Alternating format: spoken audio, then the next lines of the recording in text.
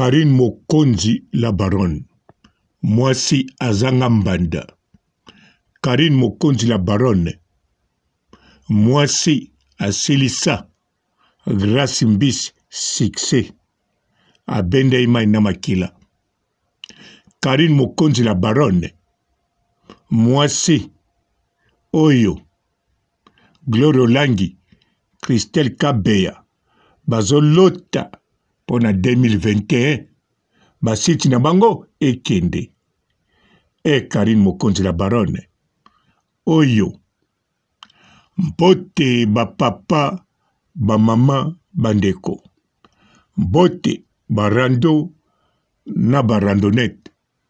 Mbote batoyo balingaka rando na ba oyo balingaka rando te. Mbote ba jeune garçon na ba jeune fille. Mbote bana mike na ba bébé. Mbote ba Sainte Anoirite, Sainte Thérèse, Sainte Ingrid Kabongo. Bandeko ba bolingo. Likambo ya kitoko. Likambo nini? Le 1er février. Ti le 6 février. Toza na forum. Botu nangate soki nini. Ya kitoko. Yo mutolobaka.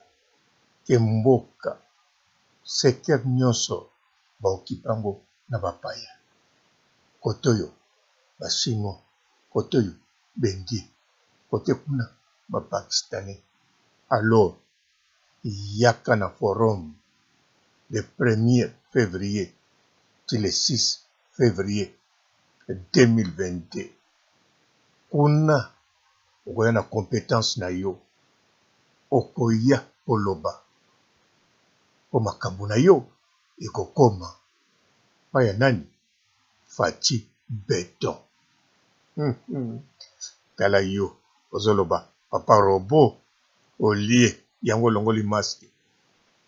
Me yo pe yaka na compétence na yo. Yaka koloba. Na forum. Le 1er ti le 6. Yo pokolia. En plus. Bandekono. Tangu. Tokozwa. Ba secteur wana. Bakoteka susu lupango te. Mais soko yete. Bapaya. Bazwa toujours na secteur wana. Bandekono. Bakende boka ngunda. Wapi. Na Kankou. Popoto ekangami. La décentralisation, nous avons passé en revue la cartographie du pays. Il y a plusieurs opportunités d'investissement dans notre pays, dans tous les coins du pays, dans nos entités territoriales décentralisées.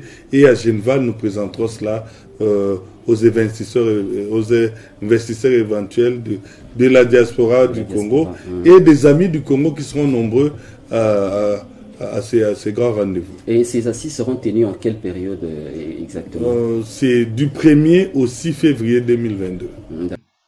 En tout cas, compétence na yo ezali nécessaire pour na kotonga mboka. Fati Beton. Bango kuna baposa bitambe. Otamboli na bango oselumuki okwei obukani mokwali soko. Bandeko. Karine banda mata toyebi biso nyonso. Balukaka bakwesai. Eske na 2022 bozomona te bato si babongamaki bakwese lisusu bazali kobongama. Soki totali Grâce mbisi oyo Karine benda mai na makila azwaki kaka lokolo te ndenge Yvette Kalomba loba me mai na makila.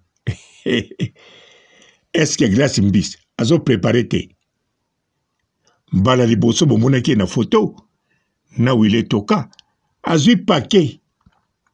Me Karine Mokonzi kaka na muke oyo azwaka ya ba cagnotte ya bana membre ya ba chinois asengaka merci ekoka te merci et puis ça toujours à top.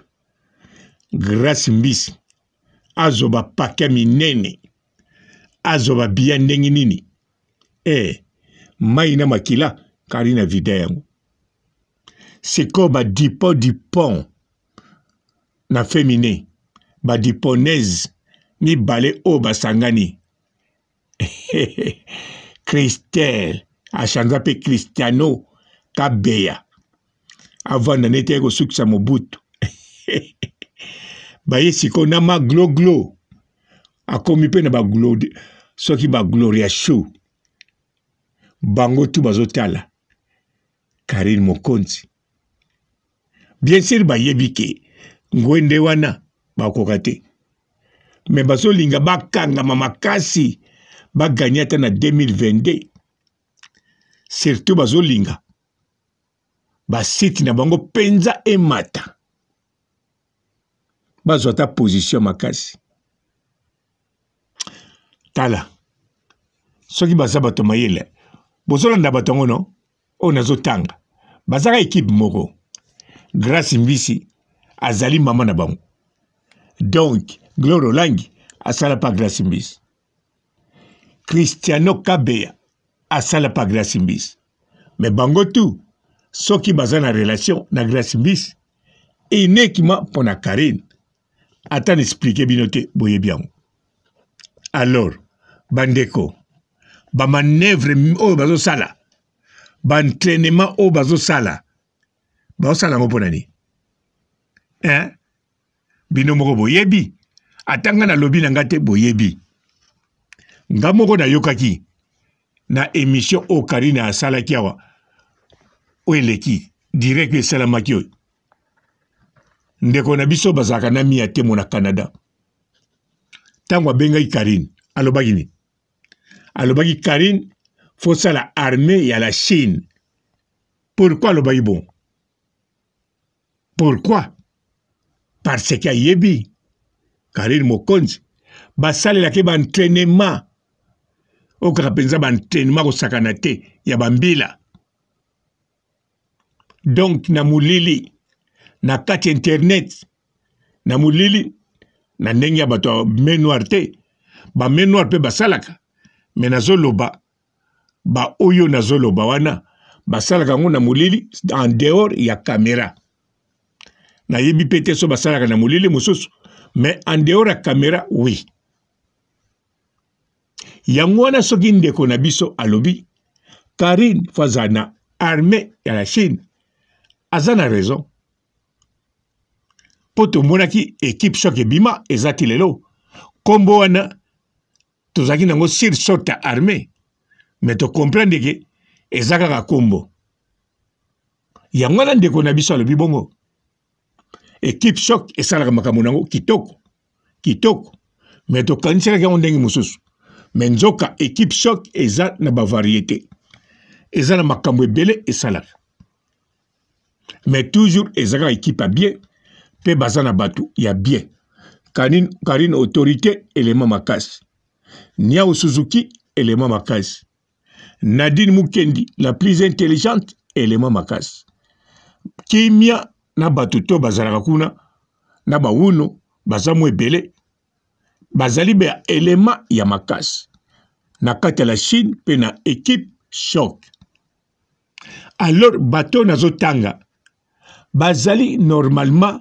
bazali team Mbisi mais batia kombote alors soki Grace Mbisi akangami photo na mvando na milliardaire po alakisa ezalaki pamba te akangami photo na le grand mopao po alakisa ezalaki pamba te ezalaki te po alakisa biso ke akangami photo na wile toka akutanaka na ye non elakisi oyo mpe le grand mopao ezalaki te po tomona le grand mopao amemi mwana na ye non ezali ne stratégie 2022 po ndenge aza wana ayebaka mai na makila Karine benda ya silise nyonso yango abwakaki bafoto wana mpo na wile toka akutanaka ne mbala ebele so akutani na le wile toka akutanaka na bamusicien parce que ye moto akosala ye moto azali pont ndenge bazaki na les grands mopao automatiquement les grands mopao akutanaki mpe na Willy Toka. Donc ye mutu atiaka bapont mais soki atiaki baimage ezali mpona Karine Mokonzi 2022 mais Karine Mokonzi aza mystérieux aza icône ye ate ata botie motambo bino mbokangama akosende nzela te soki alobi akoke nzela wana akokende yango botie motambo moko akangami te botie mosusu akangami te botie mosusu akangami te d'avance nayebi ntina na oloba na bino te boza na expérience yango depuis 2014 surtout Grace Mbisi depuis 2014 bandeko la Chine batelespectateur Grace Mbisi abanda ko surveiller Karine avant biso nyonso ou bien presque biso nyonso bobo sanate Grace Mbisi a surveillaka na net a surveillaka en dehors na net Karine pe a surveillaka Karine na molili boyebi yango bien Grace Temo non Grace Mbisi na Benin bayebi très bien bandeko botala bien tant bosalaka ba émission to na ba Facebook na bino ou bien na Facebook à la baronne bomonaka te bato moko baya kotiaka banosi na bango wana nga naza grand maître nazopesa biloko nazalaka na Togo na Lomé botalaka te baza bato oyo bayebi ke Grace Mbisi azwa pa na bango alors bayebi ke bakongole bapona kote kuna yango bayaka pa na bino par hasard te parce que moko akende kuna eza neti mwasi moko ndenge oza wana soki balingi yo na tongole mikolo koya ntango koboya na moko bakolinga susu na tongole mosusu po si bayebaki yo bakoloba olingaka batongole ndenge eza na Grace Mbisi abanda ko surveiller Karine musika yango aza kotia monoko mais banda Karine atia lokolo na pa na France oyo alobaki Karine akotia te Karine ntango akitaki kaka abendi ye tous les makila na mai azwi lokolo atikeli ye azwi kaka lokolo ya Yvette abendi bango makila allez c'est quoi aza na posa azongela makila na ye bon ndenge bango bakanisa ndenge pe biso tokolobela oui makanisi na bango tobanda oloba pe kaka ndenge bango bakanisaka Yvette akanisaka Karine azwai makolo alors biso pe tokoloba Karine azwai makolo bon Grace Mbisi akanisaki te me ngamu nakaniseli ye tobendi ye mai na makila c'est quoi azolinga récupérer yango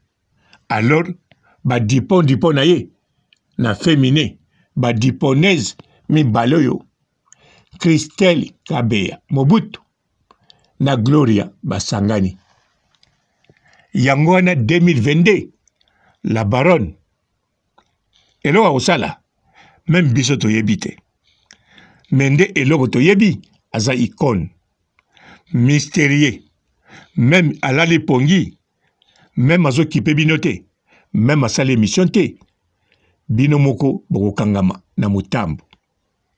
Bonjour fidèles internautes de www.elengiakomba TV. Bonjour, bonsoir, balandi nyonso ya Elengiakomba, Congolaise TV.